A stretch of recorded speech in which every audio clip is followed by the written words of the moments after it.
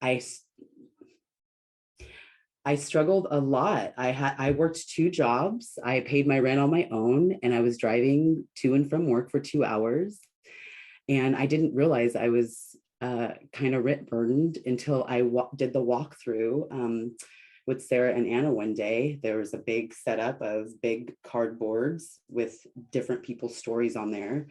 And I was shocked that, like, hey, I never realized that I was struggling because I just thought it was normal. So that's kind of where my why came in. So today we are going to maybe bring up some conversations that may be uncomfortable when we're talking about anti-racism and land and all of those things. It could be really hard to hear. Talking about white supremacy is really taxing on the heart. For me, doing this work and treating myself like a friend in those difficult moments really helps me move through those difficult moments. And so I like to encourage people to remember, when you hear things that are uncomfortable, to be gentle with yourself, be kind to yourself, and also remember that shame is something that keeps us from moving forward in difficult situations like white supremacy and doing your own internal work, right? So we just want to acknowledge that this space is safe. And if you need to take a break, turn your camera off for a moment, gather yourself, it's totally okay. And you can feel you're more than welcome to reach out to one of us on the design team if you're feeling emotional or need some extra support. So I'd like to ground us in our space today, if that's okay. So besides being a friend to yourself in difficult situations, there's a process that I like to do called Be With. And most of us try to avoid, if we're feeling upset or angry or frustrated or sad, we try to get away from it and move away from it. And so this process kind of helps us be with, right? So how it happens is, say you're feeling emotional, you're feeling upset. One of the things I like to do is stop. Just simply stop what you're doing, not trying to avoid or make any feelings go away. Just stop. Ask yourself what you're feeling. If it's anger or sadness, you're just being curious with yourself. And then you're going to ask where you feel it in your body. For me, when I'm upset or sad or frustrated, I typically feel it in my chest. And so you can put a hand over that space in the moment of feeling this stress or whatever it is. And you're just being nice to yourself. And you're saying, I hear you and I see you and it's okay. And if tears come, they come. If you're upset, you're upset. And you're just being really nice to yourself in the process. So now I want to do a really short meditation, if that's okay, if y'all are comfortable. So both feet planted on the floor. And we're going to relax our shoulders, release any tension in the body. Gently close your eyes if you're comfortable. You're just going to allow your breath to be your anchor. And I'm just going to repeat a couple of phrases. I am grounded. My breath is my anchor. My breath keeps me grounded in my body. I am calm. I am enough. I am centered. In this moment, I am safe. I am safe even in discomfort. I am safe even in fear. I am safe even in guilt and shame. I nurture and sit with myself in all that I am and in all of my current moments without changing or avoiding the outcome. Deep breath here in through the nose, out through the mouth.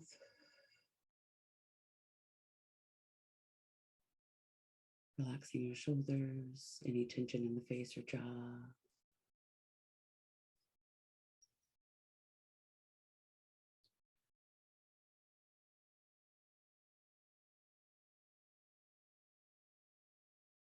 Okay, thank you all for doing that meditation with me. And next we will do our land acknowledgement.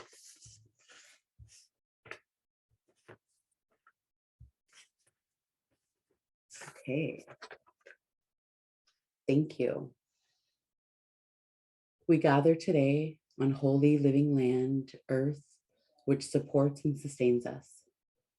We acknowledge that this region is the ancestral and unceded territory of the original peoples of the Multnomah, Wasco, Clackamas, Calumet, Cowlitz, Willamette, Tombwater, and Cascades bands of Chinookan peoples, the Tualatin Band of Kalapua, and many other tribes who made their homes along the Columbia and Willamette River. Next slide, please. We are grounded in this land. They lived and thrived in profound, complex, and interdependent relationships with the land and other beings, long before white colonial settlement. We recognize we are here because of systemic policies of genocide, relocation, and assimilation that was forced upon them. Today, we acknowledge the region's diverse, vibrant Native communities who are still connected to this land, Indigenous peoples, 70,000 strong, and more than 280 tribes with at least 18 unique languages, both local and distant. We extend our deepest gratitude to you and your elders, past and present, who have stewarded this land and who carry on tribal traditions for present and future generations.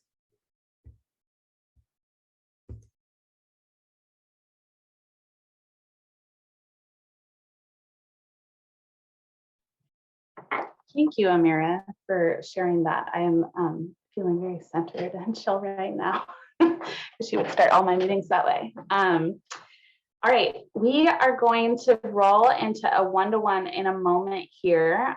You may notice today, as each of our design team members are sharing, many of us are sharing just a little bit of sort of the why of like, why are we drawn into this work that we do? Why are we drawn into this space? And that's just like a little soundbite of what happens in a one-to-one, both where we are learning that about the person we are with, we are learning more of their story and what brings them into this space. And we're learning more about ourselves. It kind of starts to sharpen our own story and our own ability to tell other people why we do these things that we do. I'm going to invite Juliana to share with us for a moment, just kind of her experience with one-to-ones as she has like sort of jumped onto this wagon this year. Thank you. Hi, everyone. My name is Juliana, and I'm with Storyline and Clackamas Land and Housing Cohort. My first experiences with one-to-ones were a bit rocky because I was still trying to figure out what it is I do here and how one-to-ones fit into my work.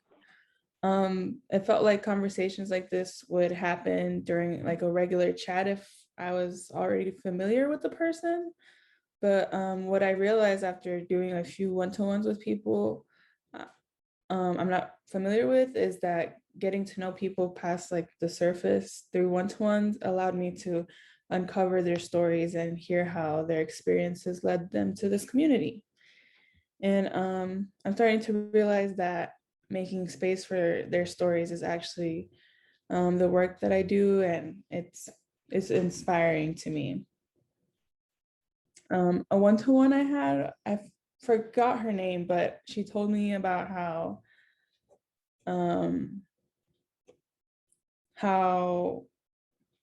she started with her husband, like getting into community organizing and things like that. And she told me how long they had been together. And I felt like that was like, it sparked in me. That's when I realized that one-to-ones are like deeper than what I thought it would be. So yeah, Leanna, thank you for telling us a little bit about what sparks you. My why is similarly sparked in those spaces and often re-sparked. So as I share my why in this, you'll probably often hear a different one. For me, something that has re-sparked my why of this work recently is that I have a neighbor, a friend of mine, who recently, after being in stable housing her entire life, became homeless during the pandemic, just because of sort of a cascade of factors of losing work during the pandemic for an amount of time and always being rent burdened enough that there just wasn't enough savings to cover that, and then not being able to find another place to live. And then when she could, not having enough savings to pay a deposit after being out of work for that amount of time. And all of this was outside of her control. And she is a childcare provider. So I see like what vital work she provides to our community. And it just kind of crushes me that as a community, we can't house a person that provides this vital space for the rest of us. So that's one of the reasons I do this work. All right, we are going to roll into one-to-ones now. Here's our prompt. Amira led us in this really beautiful meditation about like how getting into a space of talking about uncomfortable things. We're talking about the history of our land, as well as sort of like who was in the land originally, who has nurtured it over time. Moments where our land was, the land was stolen or denied to someone. That can be like, get uncomfortable to talk about. We'll be talking about white supremacy and how that plays into all of that. And our one-to-one is just going to lead us into like, okay, what tools do we have or not have for talking about those uncomfortable things? This is going to be a little choose your own adventure of a one-to-one. I'll put it in the chat here. So one question you can talk with your one-to-one partner about is how does or did your family or people you're close to talk or not talk about uncomfortable things? So as you kind of look back in your history, it's like, oh, do I have sort of like, is there someone in my history that modeled talking about hard things really well? Is there somewhere in my history where it's like, I had some habits in my family history of really avoiding those things or of it not going well, and sort of what you've learned along the way.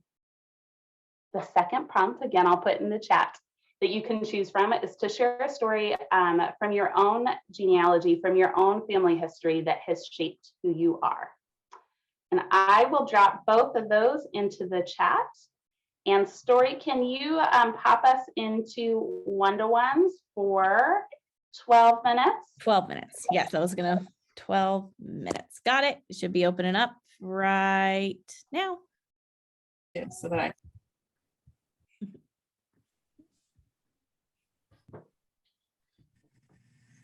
I like it when we catch the ends of people's one-to-ones. I know. I cross my fingers, that'll happen. Where's everybody else? They're coming. Here we come.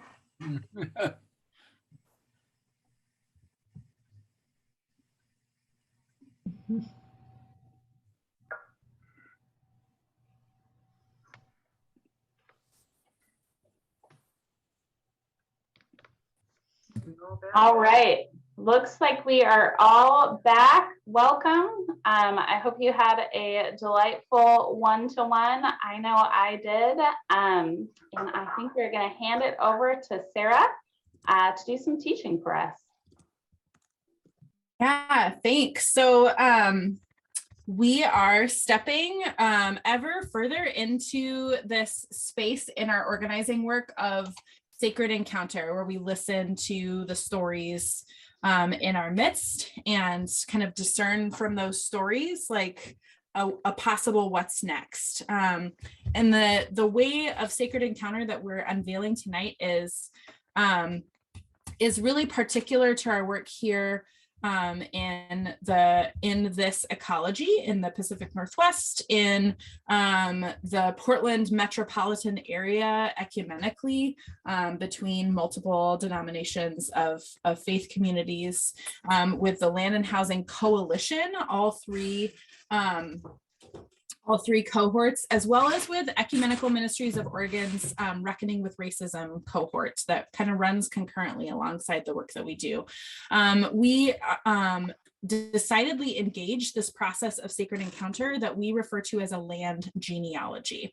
So I'm going to talk a little bit about why we do that and what that even is. And the way that we're going to go about that is to just remind ourselves that doing the work of family genealogies, like, oh, seeing the web of connections with our one-to-ones there, is a practice that has actually had a resurgence in the last couple of years, maybe partially because of like Ancestry.com and 23andMe, but doing the work of uncovering our literal DNA, right, of our own family stories and who we're genetically connected to is a process that can be engaged, right? The genealogy of our own family.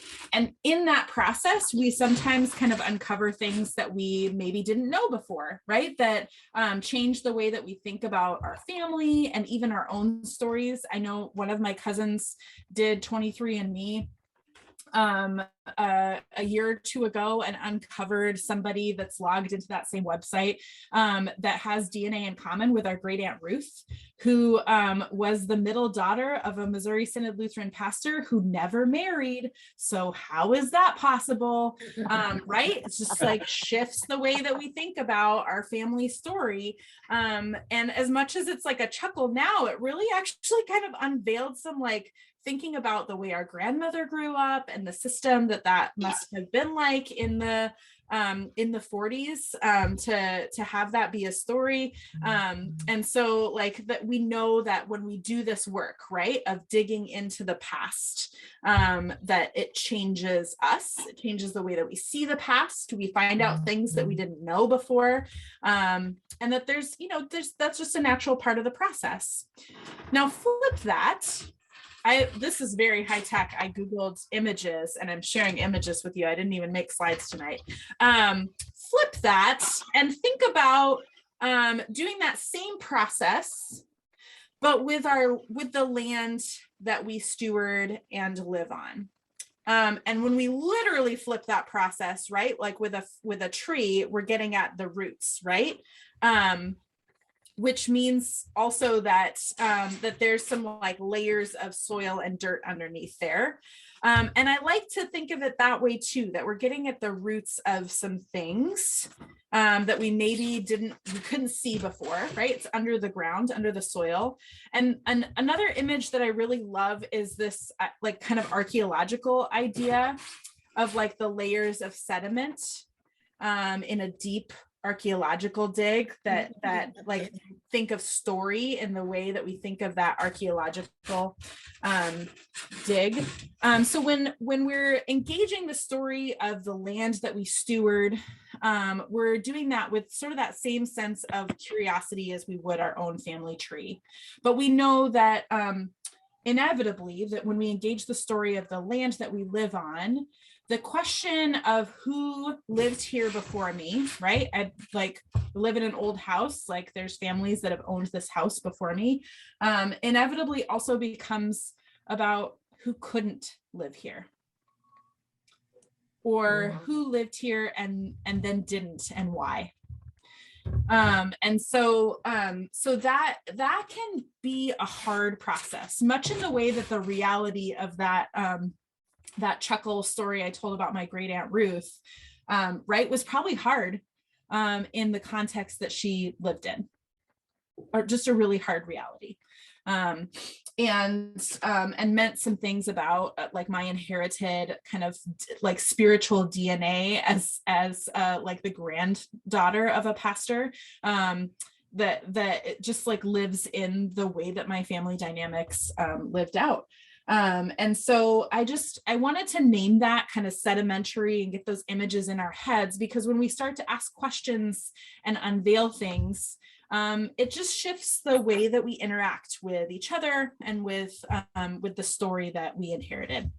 So what we're going to invite you into over the next couple of months, probably in reality in the new year after Christmas, if we're honest, right? Like just about workload and things that we have to focus on, is to start that process of uncovering.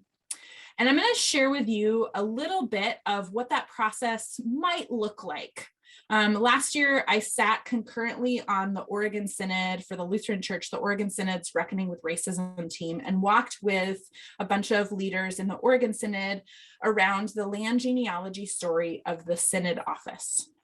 The Oregon Synod office, for our Methodist friends in the room, sits at Legacy Emmanuel Hospital in Portland. And we pay some of the cheapest office rent in that complex because that hospital has Lutheran roots. So our church structure has benefited from that tie for the entire existence of the Oregon Synod ELCA. And when we started to ask questions, there was some just hard realities that we uncovered. Some of you may have seen this video before, but it's a good reminder of, just like Amira said, the emotional gut check that we engage when we participate in asking questions about where our land has been. So I'm gonna share screen again. Oh, that's a really cool freeze frame. And I'm going to make sure that I share sound. It's a really flattering freeze frame. And give me a thumbs up if you can hear. In Los of course, there's an Angeles? ad. Well, There we go. Can we all hear that? Yep. Okay.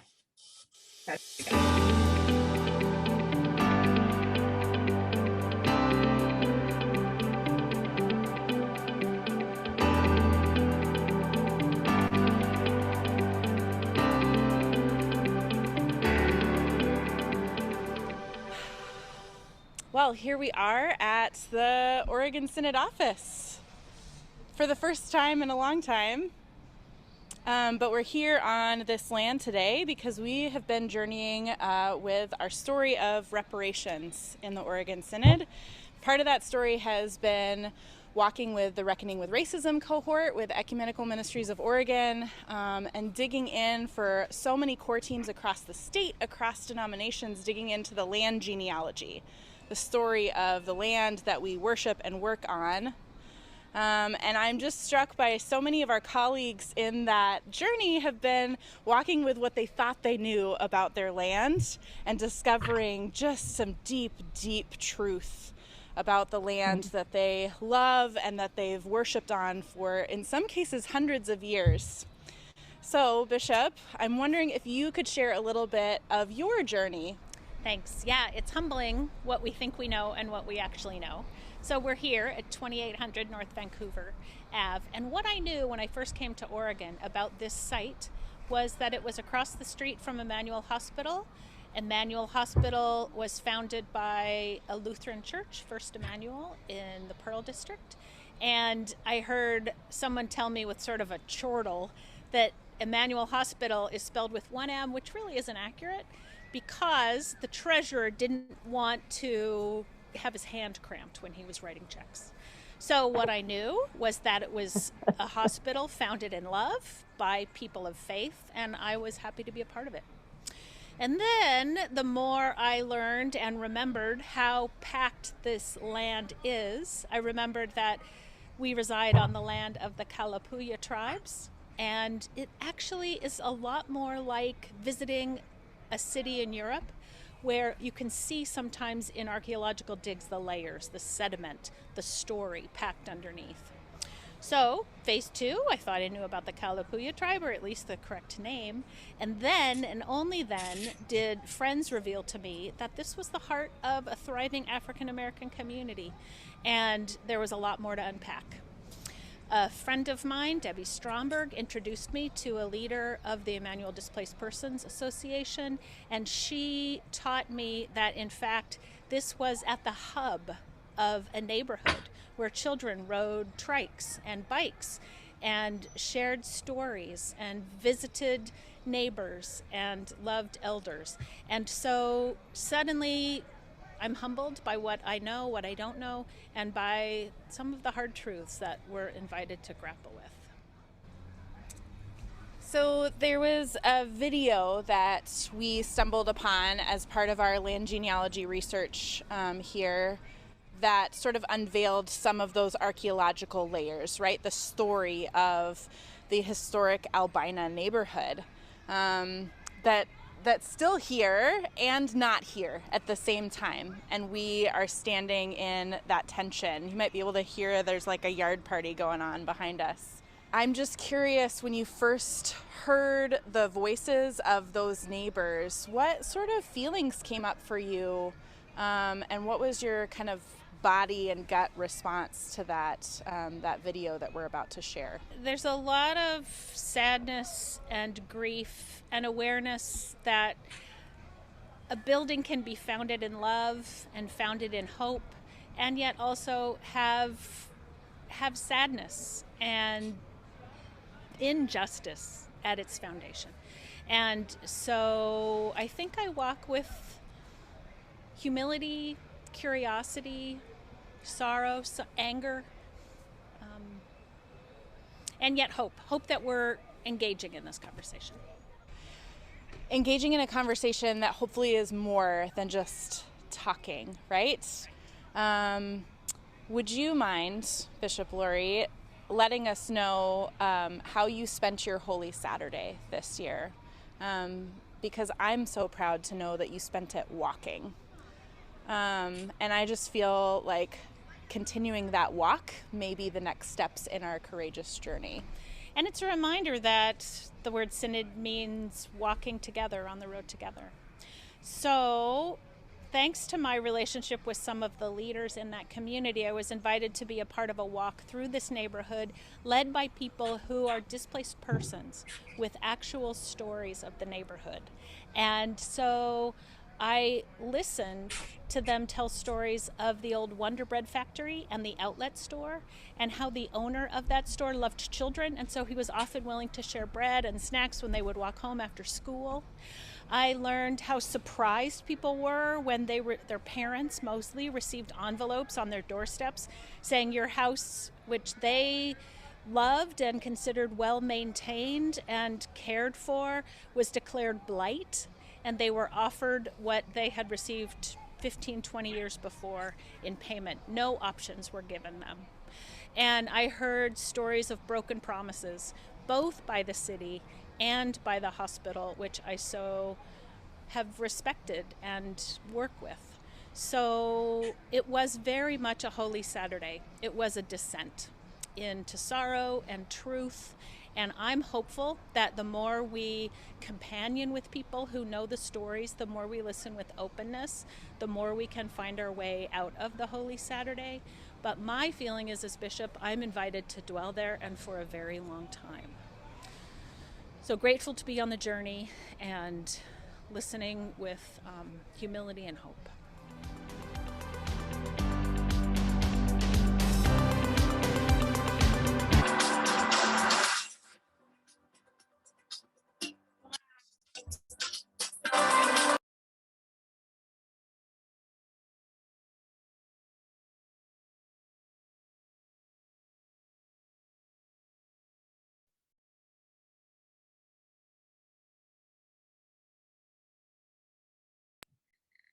Okay, sorry. I didn't realize that when I stopped sharing that like the full screen of the video meant that my whole screen would just like stop.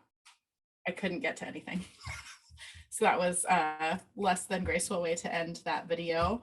But I will go ahead and drop the YouTube link to that if you want to watch again or share or get any of the tidbits that you maybe missed the first time around.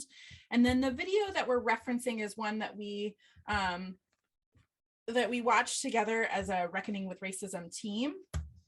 Oh, story, good. Yeah, story saying it's gonna also be in the follow-up email. But if you get Be in Your Bonnet tonight and want to watch it's about 10 minutes, 8 minutes, it's short.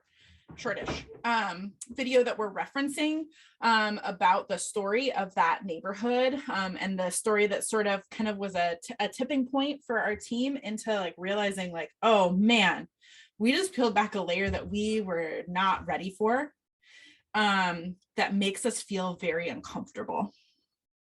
That sparked some like desire for immediate action, right? Like we gotta fix this. And we very quickly realized that we were in a sacred encounter that was gonna take some time to keep encountering the story. So this conversation that you just witnessed happened last spring, just after Easter.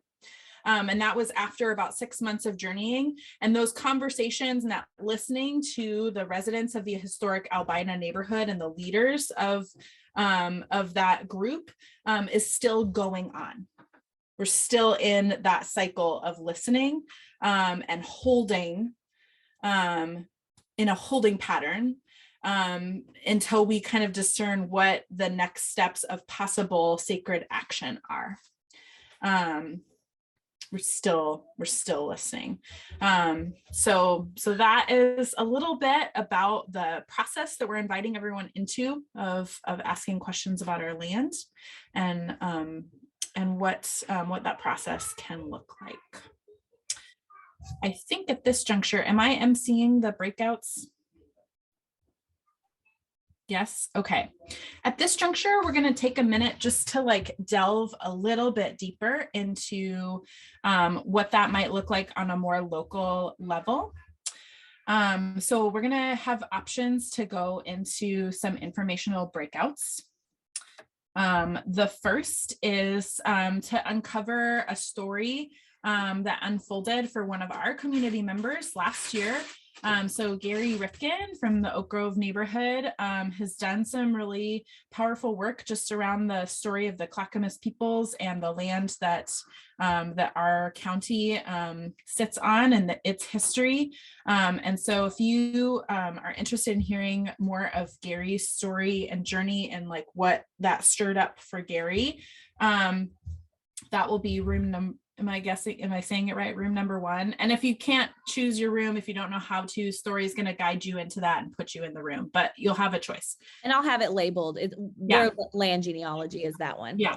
So, and then if you are interested in like kind of the back end of that, like all the things that like maybe were mentioned in the video about like the housing process and what does that even mean, and how like, then you can choose the second breakout room. Pastor Jesse and I will be talking about just some local Milwaukee things that we've uncovered, and some just the history of how the housing system in our area, what we know, what we think we know at this level as a community, as a cohort, and diving deeper into kind of zoning practices in Milwaukee. So Gary's like, if you want to look at this on a timeline, Gary's like the way back story, starting with the original Indigenous community, and Pastor Jesse and I are kind of leading like a little bit more recent, I don't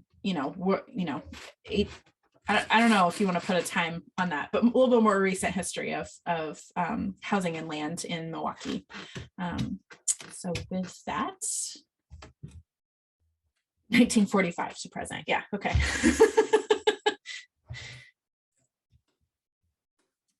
Story, if you wanted to open up those rooms, and then we'll have a chance to opt in. Oh, we go into the breakout rooms and you pick, yes, that's how so you click the breakout rooms at the bottom right part of the screen and click into the one that you want. And if you have trouble getting there, I can assign.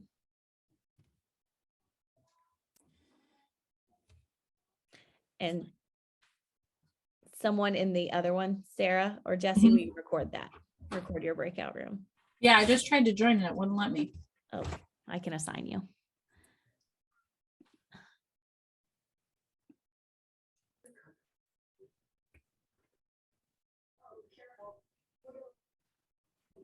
Am I in the Milwaukee one? That's what I'm wondering. Let's see. You want to be in the Milwaukee one? I will assign you. Okay, well, I'm in something. You're still in the waiting room. Oh, okay. So you want to go to the local racism and zoning? Yes, please. David Yeah, Smith. There that's you the one go. I'd like to get to. Okay, Matt, I will assign you to that. Okay. And you Don't said see this. local. Yeah, Is it inviting you at all? I just assigned. Yeah. it says, Yeah. it's a OGUMC storyline. It should. Okay. I assigned you. I don't. Yeah. Okay, it's asked me to join, so. Yes. All Go right. ahead and join.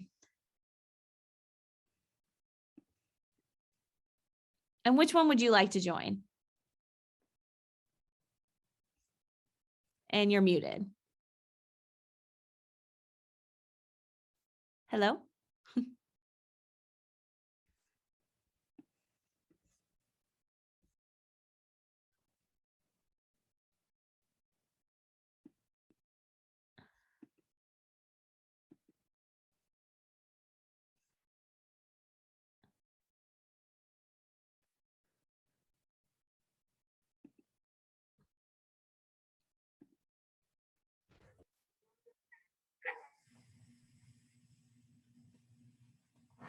You're still muted, Gary.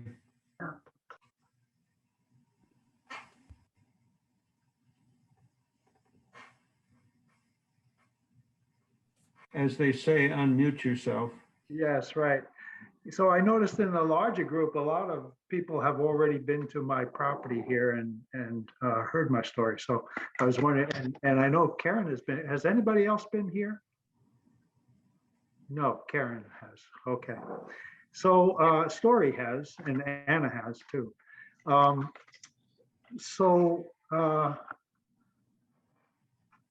Let me just start by saying, because I'll just get right into it because of the time. Raise your hand if you live on your own property, you're buying a house. Okay. Raise your hand if you rent a house from somebody. If you live on your own property, are you Native American? Anybody? No? Is your landlord, if you rent property, are they Native American? No. So it's interesting how that happened. Since 1850, land was owned by, in 1850 approximately, was owned by a white man. Karen and I were just talking about that. But was owned by a white man. Now some women own property, but it was a white man who owned property in 1850. And since that time, the people that you purchase your property from have been able to buy and sell the property. The story about how that came to be is what I had researched when was given this assignment by this larger cohort group about October 2020. We were supposed to research the land we came on, and I did. And I found it so fascinating that I built a land acknowledgement pole on my property, and I tell the story to everybody who comes by. But I want to show you something. So let me put me on the screen so that I can, is there a way of getting just me big so I can see what I'm doing? I don't know how to do that. I don't know how to do that. Pinned you, Gary, so we see just you now. We You can see do me, that. but I was hoping that I see me. Oh, I I don't know how to do that. I don't know. Okay. Oh, view, probably speaker view, maybe? Yeah, We speaker can view. put it on speaker view and then we see you. live. Okay. Okay. Well, I see everybody else big on speaker view. Okay, that's not going to work. Let me just say, so right here, I have a tape measure. And if you figure an inch is 100 years, then in that last 100 years, you know, let's figure this is 100 years, from 100 years ago to now. In that last 100 years, you were born, probably your mother was born, maybe your grandmother was born. And that's because we lived quite a long time, let's say 3 generations. Native Americans didn't live as long, so maybe there were 4 or 5 generations. of living. But since 1805, a lot has happened. Your family has had multiple generations of growing up, and that means multiple generations of passing land along too. Now let's go back a ways. Anybody have an idea? I'm gonna put down here. I'm gonna use this tape measure. I'm standing about an inch right now, 1 inch, 100 years. I'm going to go back to when the Clackamas people came.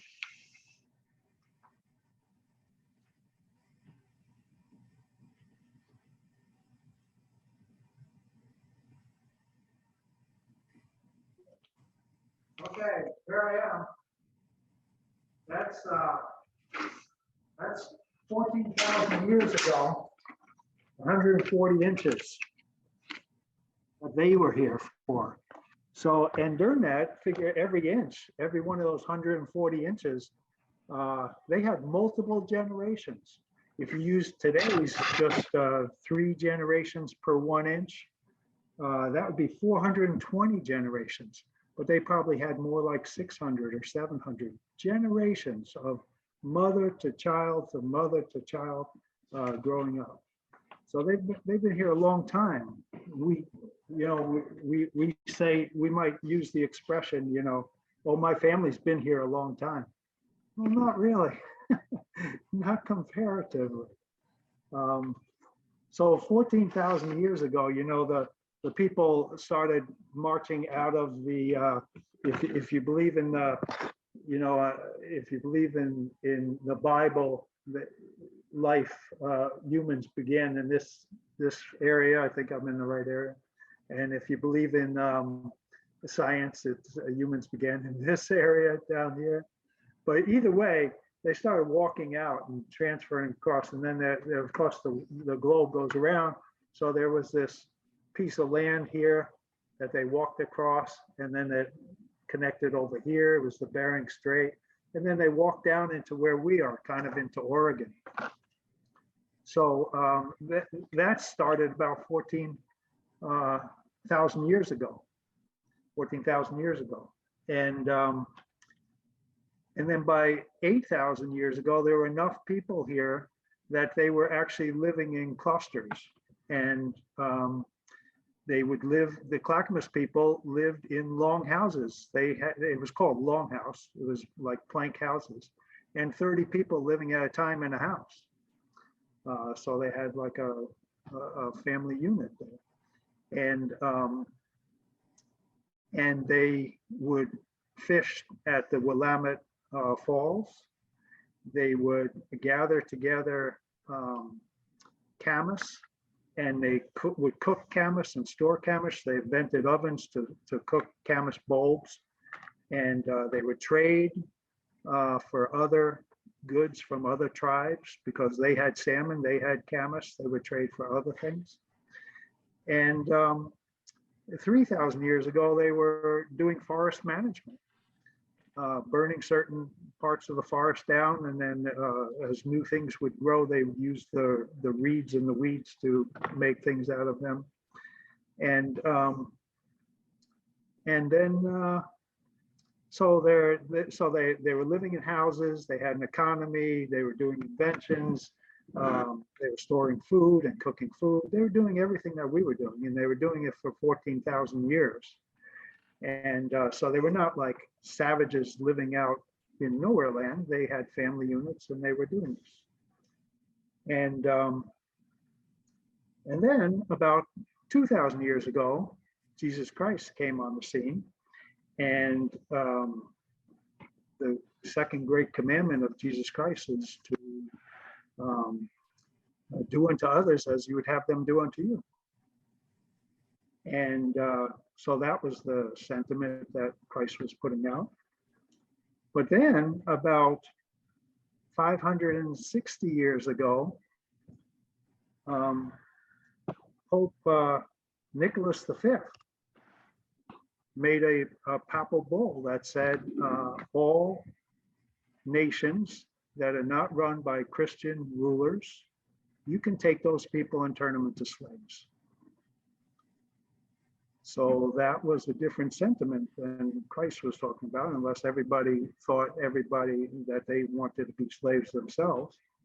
And then just a few years later, Christopher Columbus came to the Caribbean islands, and he didn't see Clackamas people, but he did see Tano people. And he actually wrote back to the King of Spain, who funded his voyage, that these people are easygoing and can easily be made into slaves. And he actually made them into slaves. And he required that they would give him a hawk's bell of gold every 3 months. So a little bell filled with gold every 3 months. There wasn't enough gold on the island to do that, and if the people couldn't do it, he would cut off their hands, they would die. And then there wasn't enough money, not enough gold going back to Spain, so he actually brought slaves back to Spain, 500 of the Tano people. Well, that's the Tano people, but he also said that to the King of Spain, the land is, I found new land, it's good land. And the King of Spain wanted to find out how can he own that land? How can that possibly be? So essentially the King of Spain and the new Pope, Pope Alexander V, got together, and that Pope created a papal bull called the Greek name, or the Latin name rather, is Interrogatoria, but it's commonly known as the Doctrine of Discovery. And it says that any land that has not been discovered by, that is not ruled by Christian people, can be discovered and taken from the people that are there. Well, that became the basis for the United States. People would come over from other countries and they would take the land because the Pope said it was okay to do. And of course, there's a little greed involved. The Pope said it's okay, and by the way, you get land, so why not, right? So they came over to do that. The first pilgrims landed on Plymouth Rock in 1620. Slaves were brought here in 1619. The Declaration of Independence was 1776. And in that, it claims that who will have the rights in this country. And it turned out that it was white men, not women, but white men would have the rights in this country to own land. And they would have, I got lost for a second. So they would have the rights to own land. And then the country develops for a while, and there's this movement, this manifest destiny, this belief that this is the promised land for white people, and they wanted all of it. They wanted the entire country. They wanted to go from shore to sea to shining sea. It's in our songs. And so they would take land or purchase land from, I don't know how it gets purchased when it's not owned, but the Louisiana Purchase is a purchase. And they would start coming west, more and more coming west. And the President of the United States then set Lewis and Clark on a journey. It was called the Corps of Discovery, using that word, go discover, meaning go take the land. And they were supposed to go find out how strong the natives were as they come across, and tell the report back and tell the natives this is no longer your land. Well, the Lewis and Clark Journal actually details a lot of that. And when the Lewis and Clark Journal details what happened here in Clackamas County, there were 1,800 Clackamas people in 1805. And so that's the fact of the Lewis and Clark journey. Then, just about maybe 7 years later, people really started coming down the Oregon Trail. At that point, they were walking down the Oregon Trail, so that they were not filling quite as much. 30 years later, they were riding wagons down, and it was really just tons of people coming. But one of the people who came, his name was John Dominis, and he wanted to open up a fishery at the Willamette Falls, and he brought his crew to do so. And he also brought smallpox. And the natives, just like we're fighting COVID now, they were fighting smallpox, but they didn't have vaccine. And the 1,800 people were reduced to 88 people. 88. And then now they live approximately 30 to a house, so that's 3 houses. And they were essentially, a little bit later, when I talk about there was a treaty signed by the Clackamas people, there were 3 chiefs. I assume it was 1 per house. It's probably the way they did that. But they were living here, and that was John Dominis came in 1829, and then the country set up a law called the Indian Removal Act in 1830, and wanted to push natives off of lands all across the country. So that was happening all across the country. It brought about the Trail of Tears in Oklahoma, pushing the Cherokee natives off. And then that was 1831, and then in 1836, the people started, the first wagon started coming across the Oregon Trail. Enough people got here in this region by 1843, and we're pretty close to that 1850 that I told you about, but this was 1843. There was no state of Oregon, there was no Clackamas County, there was no formal government, but the people that got here said, we're going to make the law. And the law was called the Organic Laws of Oregon. And in the Organic Laws of Oregon, a white man could get 360 acres of land. And if they were married, they would get an additional 320 acres of land. And if they were married, they get an additional 320 acres of land. So the woman wouldn't get it, but the man would get double the amount. So where are they getting the land from? They're getting it from Clackamas people. And all these people are coming down the Oregon Trail, so all these men are getting it. And so that brings about the first time when I was doing the research, how it became that the Oak Grove United Methodist Church, which is on Rupert Street, well, the Ruperts got a piece of the land. And a lot of the streets around here are named after people who got pieces of land. We think they're founders or forefathers. They're people who took land away from natives, made it their name on that land. Well, that was the Organic Laws of Oregon, which really there was no formal government. But then 7 years later, the federal government did the same exact thing and said that 320 acres goes to a man. And if they're married, they get an additional 320 acres. And that happened, it's called the Donation Land Grant Act. That was 1850, and that became the federal law. And after that, that's when land could be purchased and sold. And those people that got the free land taken away from the natives could then sell it to the next generation, and the next generation. And that's how land became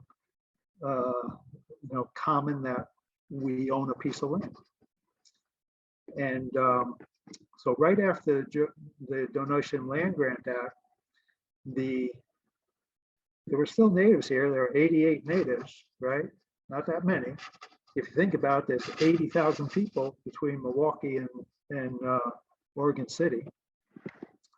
But those people did not listen to Jesus Christ, did not listen to anything moral, in my opinion, because they couldn't live with 88 people in 3 houses on this land. It was just too much of a burden. So the head of the Bureau of Indian Affairs, who was across the river in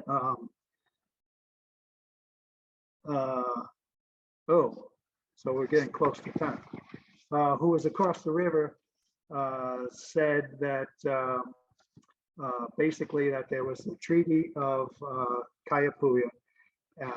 They signed the Treaty of Kayapu, the Clackamas people, and they were supposed to get a certain amount of money for giving up ownership of land, but they weren't supposed to leave the land. It was just, we don't own the land, you can live here too. That's the way Indians, natives felt. But just after they signed it, they got pushed off to the Grand Run Reservation. I'm going to stop there. Are there any questions? Because we're going to run out of time. No So questions.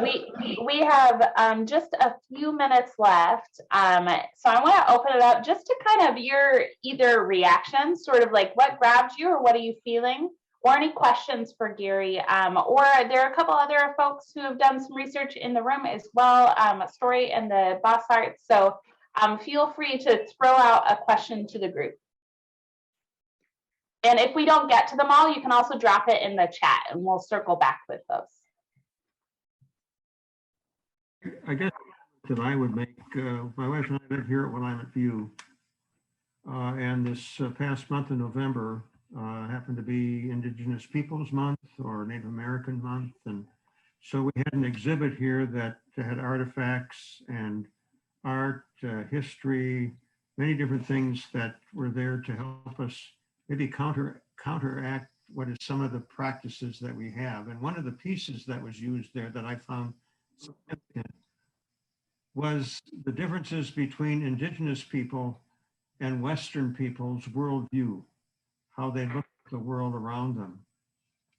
And 3 in that area, for the Indigenous people, land is something that is sacred. It is not something that really can be purchased. The Western view, land and resources are available for development. And I think we hear what Gary was telling us.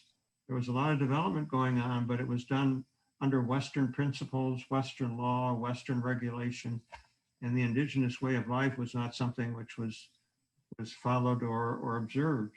The importance also Indigenous in terms of amassing wealth, it was important for the good of the community, the well-being of the community for all people. Amassing wealth in the Western view is for personal gain. Whoever is able to possess and develop and use it, it's for their gain and for their purposes. Indigenous worldview would say that there are many truths. The Western view would say it's based on science or it's based on law. This is where the tension and the issue, I think, where Indigenous people got suppressed and pushed further and further behind through genocide and through enslavement and through treaties that were never ratified, a whole list of things. Just to share that as it relates to our topic here being the land that we are on. Yeah. I could share my own personal history of land in Minnesota.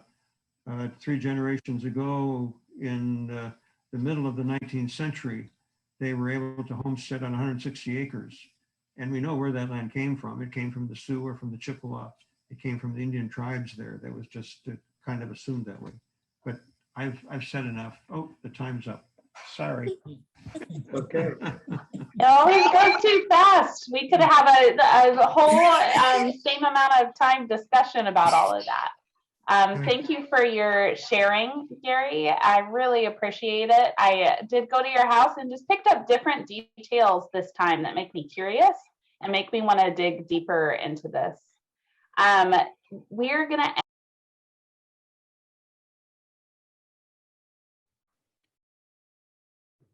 What? Hey. I just want to do my duty also to let our facilitators know we have a couple of minutes that it would be helpful if we could make up just to finish on time Got you. if possible. Covered. Duly noted. Jesse, I think with that, you should get us started. Sounds good.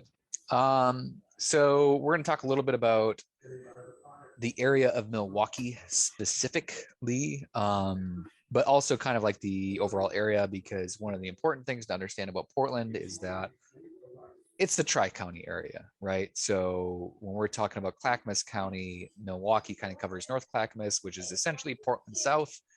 And when we're talking about Washington County, it's really kind of an extension of it's Portland West, so to speak. So when we're thinking of the different zoning laws, it's all kind of one big fungible, malleable thing. Now, obviously, that's an oversimplification of probably what is a more complex issue. But that being said, we're going to talk about Milwaukee today and go from there. So how this specifically relates to the community that I serve is that the foundation of Milwaukee Lutheran was 1945. So just like right at the end of the World War II period. And there was a pastor that was sent from Minnesota by the name of Waldo Ellickson. So literally, where's Waldo? To what was Milwaukee, Oregon. And Waldo, being of good Lutheran Scandinavian stock, arrived in Milwaukee, which at that point in time was a small downtown area with mostly farming and orchard land to the east and the south, and just the kind of like the beginning of the burgeoning of neighborhoods. And Sarah will talk a little bit about like the victory homes that were put in the area post World War II. So Waldo arrived, and he had been tasked with founding a new Lutheran church. And so he did what any good Scandinavian Lutheran would do, is he went and looked at the names on the mailboxes, and if they were Scandinavian, he went up and knocked. And that was how Milwaukee Lutheran was formed in all of its glory. Now, this is about as white as it gets. Like this is a subsection of white. If you distill whiteness down into its component forms, you arrive at the formation of this community. And of course, this is in many ways belies what was the actual housing story of much of Portland at that time, which I discovered when my wife and I recently purchased our first home as late 30-year-olds. When we purchased our home over in South Burlingame, which is just right across the river from Milwaukee, and so not that far removed. And when we were signing all of the title paperwork and all that stuff at the office that you go to, which I didn't know such thing existed, and the lady facilitating all that paperwork asked us, "Do you want to see all these documents?" My initial reaction is like, "No, I'm not really that interested in it. Just, give me the digital addendum." But my wife, being a much smarter and more engineering focused person, said, "No, I would like to see this paperwork," had it printed out. And so while she was talking number details, I was flipping through this paperwork that I'd been given, and I happened to stumble upon the neighborhood covenant for our neighborhood of South Burlingame, which was formed in 1951. And in that covenant, line item number 12, it says, "None but persons of the Caucasian race shall use, occupy, or reside on any of the said lots, provided, however, that this restriction shall not be deemed to apply to domestic servants, chauffeurs, or employees of a Caucasian owner or tenant while so employed." And so our obvious question to the title officer was, what the hell? Why do these things still exist? And do they apply? Don't they apply? Like, why does this language still exist in a document that you're handing to me some 70 years later? And her response was, well, of course, these things don't apply. They're, against the civil rights laws. They're against pretty much everything that our modern society is founded on. However, this is a document that was created on the foundation of your neighborhood. And so we give it to people regardless. So if you think about this, that just across the river in 1951, the neighborhood that I now own a home in, along with people of color who live in our neighborhood, that at that point in time, it was not lawful to own property in that neighborhood. You can imagine that just across the river in Milwaukee, the context was probably not that dissimilar. And in fact, by the fact that Waldo Ellickson could wander around and specifically number out the Scandinavian mailboxes from the German mailboxes and the other white mailboxes, you can probably piece together that there probably weren't a lot of people aside from the Caucasian race, as it's quoted in line item 12, that lived in or occupied this area. So this is the history of part of Milwaukee and part of Milwaukee Lutheran Church. And as Sarah is going to talk about, it was not limited to South Burlingame, but continues to be a part of our modern context in the Ardenwald and Milwaukee neighborhoods. Yeah, so I mean, that practice is called redlining. It was pretty common in the Portland metropolitan area, and it was rooted actually in kind of a history of wanting to kind of intentionally plan out our urban development, which is a really perfectionist white supremacist term for like keeping certain people out of our neighborhoods. So in 1850, the state of Oregon passed the Oregon Land Claim Act that basically like is the root of how land was obtained in our state. And you had to be a citizen of the United States in order to qualify, which at that point in time meant that you were white or at least mixed race. We know that there's a lot of research that's been done into some like mestizo and like indigenous folks that married into white families that qualified for this, but those are kind of the exceptions and not the rules. And by the time Milwaukee was kind of growing into a small suburb of Portland, post World War I and into World War II, that was still true. So I'm going to post just a little link to an article that was written by one of our city councilors when she did some of this digging that gets at and like actually has some really great links to some of the more local history. And what Angel Falconer uncovered was that her home purchasing story was very similar to Jesse's. She lives in the Ardenwald neighborhood, in my neighborhood in Milwaukee. And when they went to purchase their home, the same thing happened. Because it turns out the Ardenwald neighborhood, if you've ever kind of driven through Ardenwalds, we have all these like super long kind of quarter-acre lots, like real long and skinny, all up and down Olson and Rockwood and up to the elementary school. And those were all platted in the 40s.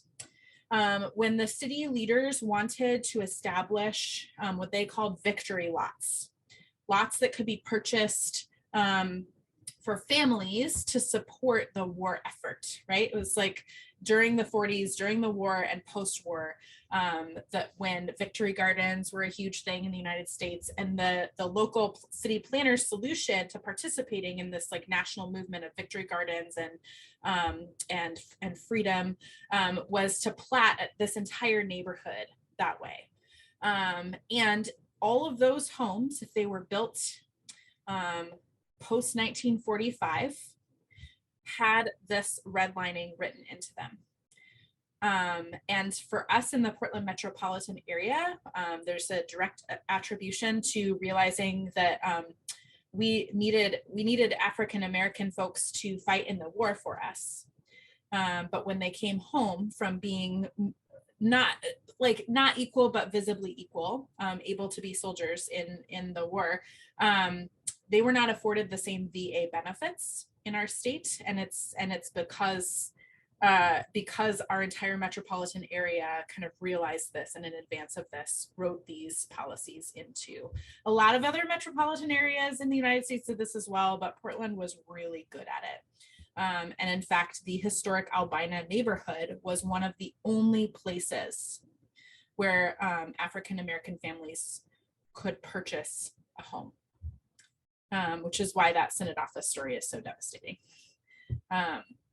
So we know this to be true here in Milwaukee as well, that many of the homes in Ardenwald that were built during that time have that in their policies.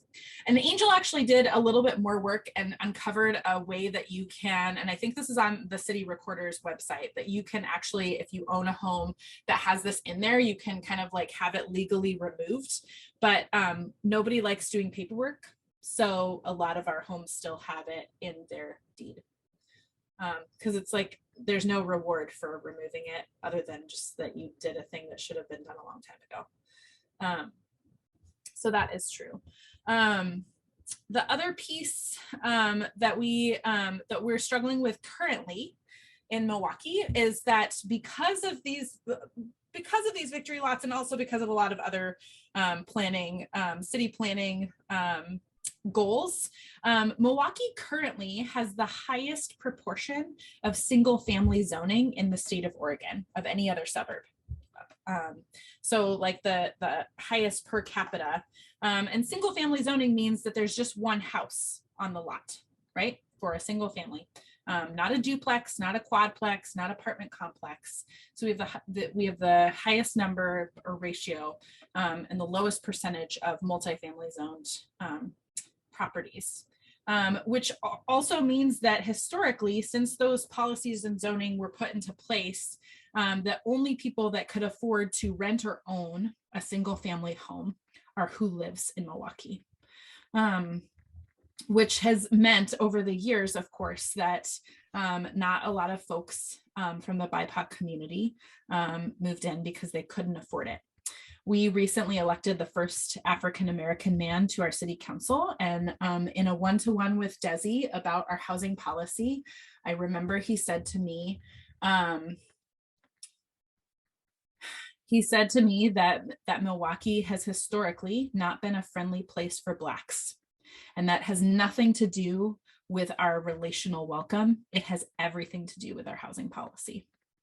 And he drew the line pretty clearly between the Black Lives Matter Milwaukee signs that we see in a lot of yards in Milwaukee nowadays, and wanting that to mean that those folks support multifamily zoning. Because if you don't support multifamily zoning, what you're really saying is who's not allowed to live here.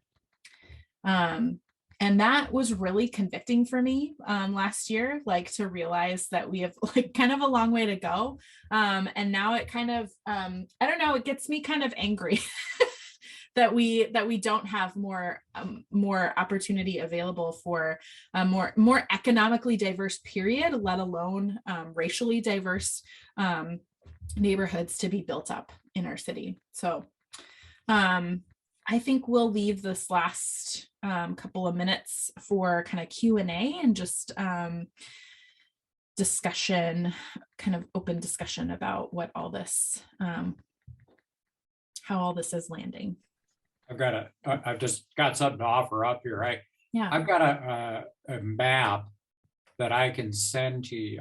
I'll send it to Jesse that has a link to it that shows on a map that you can click onto for your neighborhoods that show where all these covenants are. And they're not everywhere, but like you said, there are a lot of places. For example, my house in Northeast Portland does not have that kind of a covenant. But I was looking at the map just this afternoon just to make sure I knew what I was talking about here. And Oak Grove, actually, part of Oak Grove neighborhood has these same kind of covenants that you're talking about. So it's interesting. And actually, it's a national map, and it shows all the different cities that well, let me think. I think it is local to Portland, but I'll send that to you. It's real interesting to look at. Yeah, and to clarify in the covenants too, is they are not actually zoning documents. So Right. they are only enforceable between private citizens. They're not technically governmental documents, which is the reason they still exist in this title paperwork, is that they are documents that were used by neighborhoods to enforce regulations within neighborhoods. And you could approach the neighborhood association and say, this language is reprehensible and should have been removed. And the question is, well, who has the authority to change this? And Yeah. which is, just get rid of the whole thing. one other thing, redlining, though it is wonderfully being dissolved and batted, even on by the part of our federal administration right now, still exists in other forms, which I'll also remember to send a link there. That redlining still exists in the form of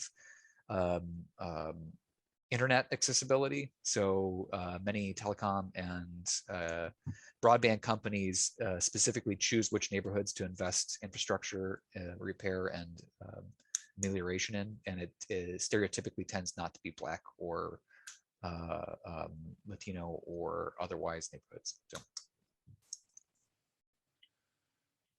You know, the state of Oregon just passed a law a year or two back. I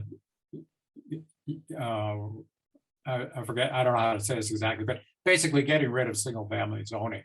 And the city of Milwaukee is working on amending their comprehensive plan to figure out how they're gonna deal with that. And so I've been sitting in on some of their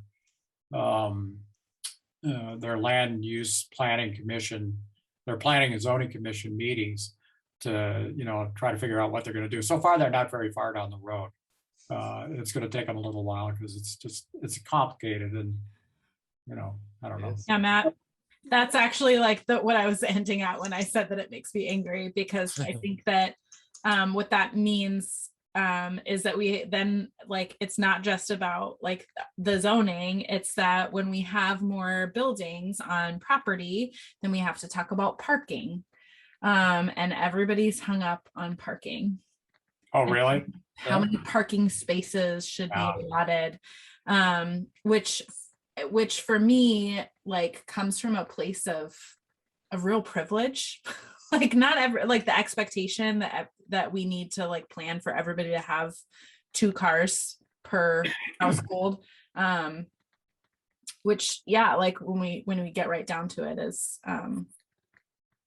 pretty exclusive. Well, you know, just to give you an example how this stuff could not work in the way you would like it to. And in our neighborhood here in Northeast Portland, about 10 years ago, the city of Portland allowed for on every corner lot there to be 2 buildings instead of one facing one street and one facing the other. So some of the old houses, I live in a 100-plus-year-old house, right? And there's a good economic argument for tearing those down and building new houses. And guess what's coming in their place on these corner lots is duplexes that are selling for $1 million per unit.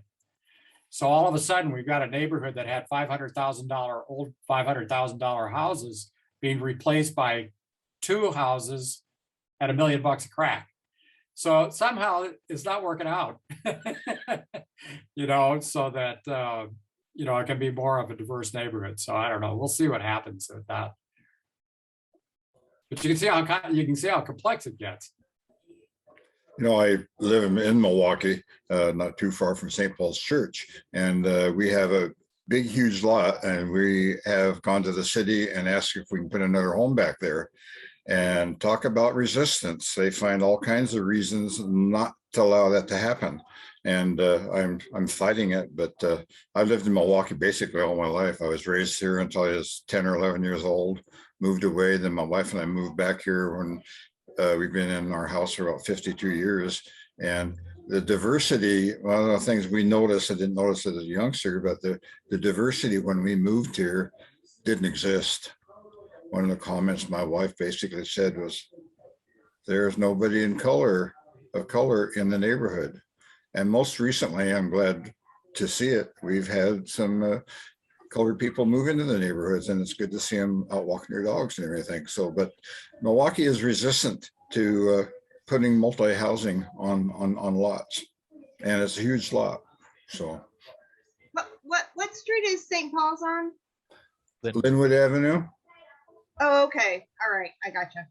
Between Railroad and King Road. It backs right up to 60th. Yeah, that's where the parsonage is on 60th.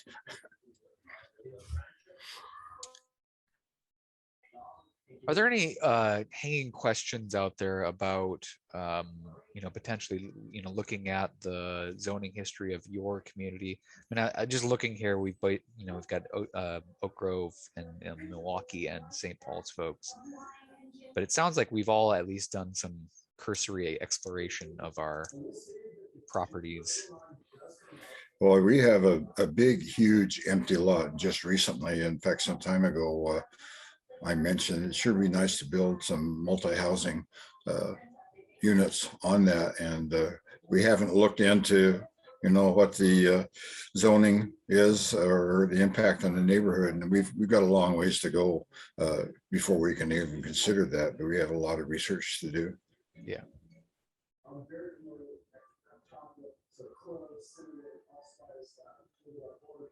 Josh, what's just out of curiosity, because you're an unincorporated Clackamas County, what's been your experience down by King of Kings? Yeah, my experience is that unincorporated Clackamas County, it really just comes down to the county board, the county commissioners, and that I haven't been there directly for this process, but that process can get just routed through a number of things that helps it not work very well. And then our property specifically has a lot of just like interesting caveats to it that make, just like idiosyncrasies that I've never heard of before that make it even more difficult. All the things that Sarah brought up, people start asking questions about parking right away. So yeah, it's interesting and not straightforward. I have one question. One of the things that is incredibly plain is everything is really short. Is that part of the zoning that there's no tall buildings like at all? It is, yeah. Yeah, there's actually a an ordinance in the city of Milwaukee that you have to be in the downtown area to be higher than 3 stories. And it's only that 2-block urban area that it's allowed, and there's an 8 or 9 story limit in the city of Milwaukee. Even for retail and other kinds of mixed use, they've basically zoned themselves out of being able to have businesses. This is interesting. Thank you. Yeah, I mean, so an interesting search is, well, in this city of Milwaukee for their comprehensive plan has put together a fantastic website, which I can link in a bit if I can find it. But when Northwest Housing Alternatives did their big remodel, the city literally had to rezone the area that they're on, because prior to that project, they were R7 or something like that, like basically, restricted, same thing, number of stories, how many families could be in each zone. And Northwest Housing Alternatives wanting to basically significantly expand their capacity for offering shelter had to get that change from the city, which also now affects Milwaukee Presbyterian, which is right across the street. Their zoning got changed as well too. Okay, I think it's time for us to head back to the main room. So we will see you. Hello, all. Welcome back. We are going to take a little time for evaluation now. And this is also the opportunity that we have. Nope, I skipped a whole thing, didn't I? Josh, you're up. Celebration and next steps. That's all right. That's all right. Okay, I'm gonna move through this pretty quickly to keep us on track. We have celebrations and next steps. We do this in part because it is important in staying energized and focused on this work to pay attention to what is working really well. So just to click down this list, King of Kings is continuing to work on building relationships with we have a nested congregation, nested Spanish-speaking Latino congregation that meets in our building. And so we've been working to get to know them better and have a grant in progress to do some specific like intercompio program with them, hopefully this spring. Prince of Life officially brought to their council, their board, their decision-making board, a lens and a discernment plan, a time-bound work plan for making a decision on the developable land that they have. And that was approved by their council. So yay, the roller coaster ride has begun. Oak Grove United Methodist Church has started working on land genealogy work and energizing their cohort this year. It's forming. People are joining. It's very exciting. St. Paul's also is in their first year, first semester. Their core team has formed, and they're beginning to do that strategic work of one-to-ones and power mapping. And then lastly, Milwaukee Lutheran Church has a lot of new energy this year.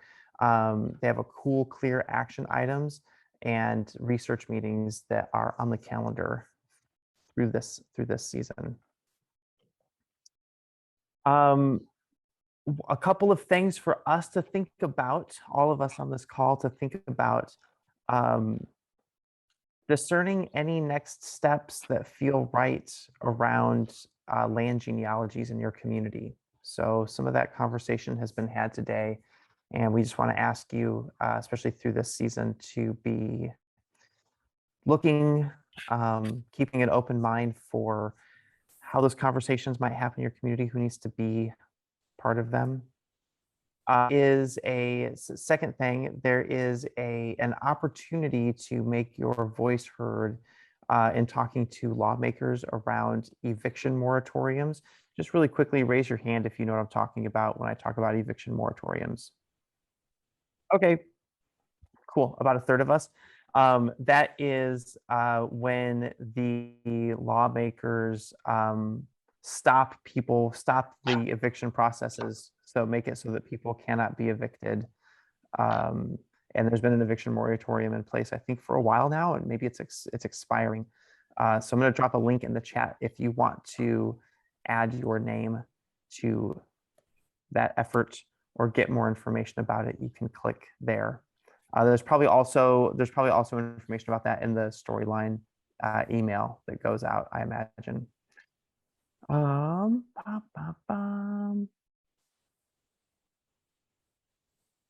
We are, next time we get together, we're dealing with systems of power mapping, house meetings. So that I encourage you to invite your friends to come to that. It's who doesn't like power, right? It makes for great TV. It's the entertaining part of the whole enterprise. So come and join us as we just dig into that a little bit more, figure out what that means for us. Each of our perspectives is important. And then lastly, just again, want to point you towards the land genealogy worksheet that we will post as the primary follow-up.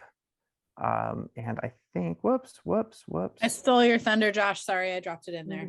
That's okay, that's perfect, because I was having a lot of trouble grabbing it for some reason. And that's the end of my announcements. I'll pass it off to Anna to do our evaluation. Thanks. Now we are going to do a little evaluation. So I just want to start with hearing from folks about your breakout, because about half of us haven't heard what the rest of you have heard. So what grabbed you in that breakout, or kind of what were you feeling in the midst of that? And you can feel free to drop it in the chat or share with us out loud.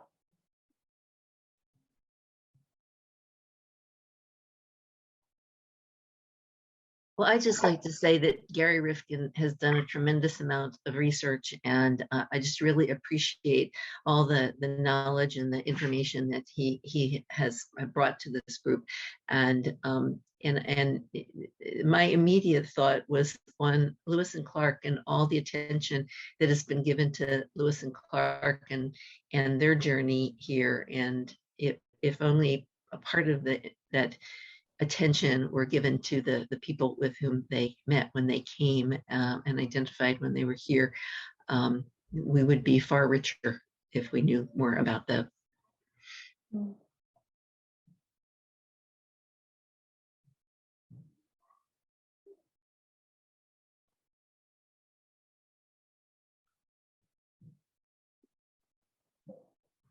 What else? Does someone from the sort of zoning focus breakout want to share a little bit about what grabbed you there? Matt, I see you're unmuted. Go ahead.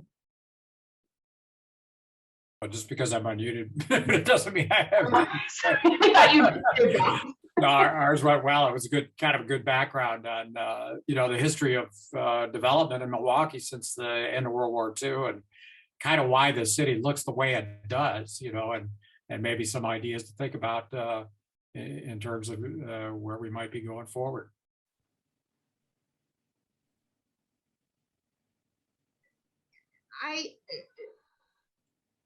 All I want to say is that it was an interesting conversation because some of the the blurbs or factoids, I guess you want to call it, I had heard before, but they were put together in a better way that was a way to sort of open my eyes. And it was nice to know that we have a fellow traveler with St. Paul's in some of the challenges of just of curiosity. And so that was excellent. Thank you. Go ahead and you can keep dropping in the chat if there were other bits that grabbed you or made you curious. I want to give you an opportunity to share as well. Is there anything either that you really loved about how we did the cohort as a whole this time, or anything that you would like to see tweaked for next time, or just sort of like, here's something our team needs that we would love to see in a future cohort gathering?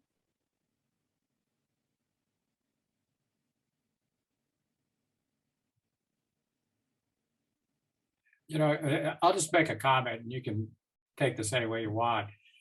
I know you've shortened up these meetings to an hour and a half because you thought the 2 hours was too long. Personally, I like the 2 hours. I think that I feel like the last couple of cohort meetings we've had have been kind of rushed. And, I mean, I'm retired, so I've got the 2 hours, I guess. Maybe that's why I can say that, but I think these are worthwhile, and personally, I feel like they're worth putting the time into. So your delta is just, we want more of it. Well, I just think, there's a lot to be talked about on these things, and they're great. And for me, they're great learning experiences. I mean, you guys live in a somewhat different world than the one I do. I'm this 20th century man trying to live in the 21st century, right? And it's good to have this kind of conversation and learn and think about stuff I don't think about. And to me, 2 hours is not too long. 2 hours a month is not too long to do that. So. I'm just curious, just show of hands. How many of you agree and are like, yeah, actually, we would love a little more time in this space? Hold up a 2. And if you're like, this is the right amount of time for me, hold up a 1.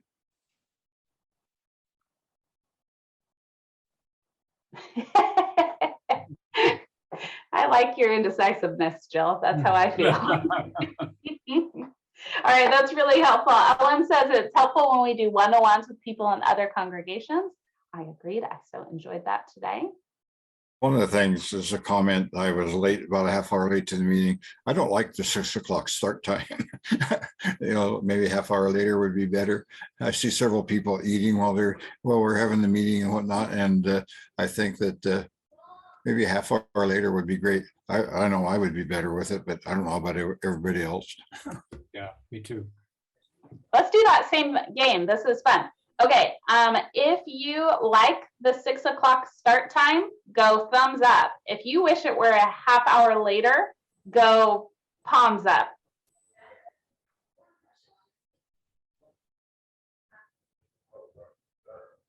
That looks about 50. No, there are a lot of palms. And some thumbs. That's pretty close. That is a little inconclusive.